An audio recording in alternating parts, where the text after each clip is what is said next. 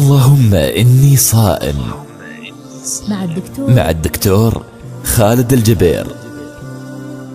بسم الله والحمد لله والصلاة والسلام على أفضل خلق الله وعلى آله وصحبه وسلم تسليما كثيرا كثيرا.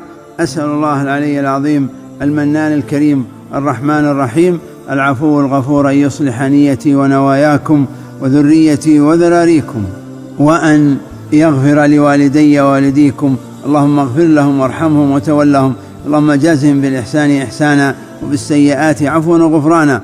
اللهم أعني وإياكم على برهم أحيانا كانوا أمواتا، اللهم أعني وإياكم على قيام هذا الشهر وصيامه. يا ربي يا عظيم أكرمني والسامعين والسامعات أن بمغفرة لما تقدم من ذنبنا، اللهم آمين. ما زلت أنا وأنتم في هذا المجلس المبارك، مجلس اللهم إني صائم، وقلت جميل أن يصوم معدتي عما أحل الله، لكن الأعظم أن يصوم قلبي عما حرم الله. يخرج لساني ذاكرا شاكرا لا يعرف إلا الحق، اللهم آمين. عن عطاء بن يسار أن رسول الله صلى الله عليه وسلم قال: من وقاه الله شر اثنتين ولج الجنة، ما بين لحييه وما بين رجليه. وعن سفيان بن عبد الله الثقفي رضي الله عنه قلت يا رسول الله حدثني بأمر أعتصم به، قال: قل ربي الله ثم استقم.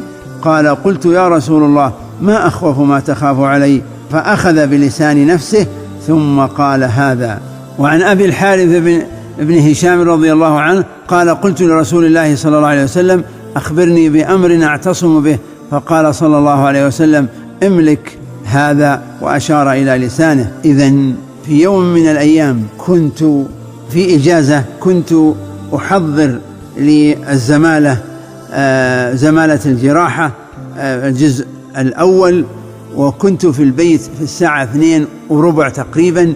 جاءني هاجس أن أذهب إلى المستشفى، فذهبت، فإذا بي لا إراديا أتجه إلى قسم المسالك البولية.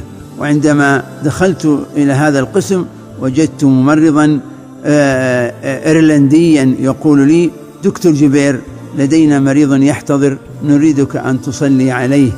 فجئت لهذا المريض ووقفت أمامه، وجدت أن نبضه حوالي 10، وضغطه آخر ضغط من نصف ساعة كان 15 18، لا شيء، يعني الرجل في احتضار من نصف ساعة. قربت منه، قلت للممرض: ما اسمه؟ قال: اسمه محمد.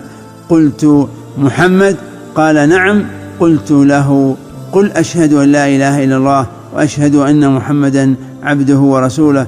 فقالها ثم خرجت روحه. فتعجب الممرض فسألني: هل ممكن أن تبلغ أهله؟ قلت: نعم أريد أهله. كلمت أخاه سألته: ما الذي كان يعمل أخوك؟ فأنا كنت في إجازة وأتيت إليه، فإن هذه القصة قد تكون حجة علي وعلى من يسمعها مني. قال: أخوي هذا منذ أن عرفته وهو لا يغتاب أحدا ولا يسمح لأحد أن يغتاب في مجلس هو فيه، وإذا لم يستطع أن يوقف الغيبة في ذلك المجلس قام وترك المجلس. إخواني، عظيم أن يصوم بطني عن ما أحل الله، لكن الأعظم أن يصوم لساني عما حرم. فلنجعل الصيام صيامان: صيام عما أحل الله، وصيام عما حرم الله من القول واللفظ واليد. اللهم آمين، اللهم آمين، اللهم آمين، اللهم آمين. والسلام عليكم ورحمة الله وبركاته. اللهم إني صائم. اللهم إني صائم مع الدكتور خالد الجبير.